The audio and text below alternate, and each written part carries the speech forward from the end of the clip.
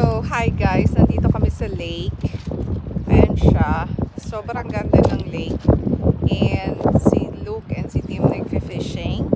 While, ayun naman, the baby is asleep dun sa car. And ako, mag-video na lang here. Ang ganda, sobrang ganda oh. Tingnan niyo yung view. Ganda niya. Parang power station dun sa baba. So, paano ko ba ito baliktarin? Babaliktarin ko nga siya later. Pero ito yung view. Ang laki ng lake. Tsaka blue yung water. Gusto ko yung itsura niya. Tapos shingle road. So, ayan.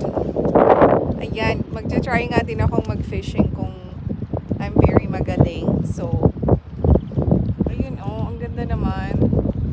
Bakit wala tayong ganitong lake sa Philippines din, di ba?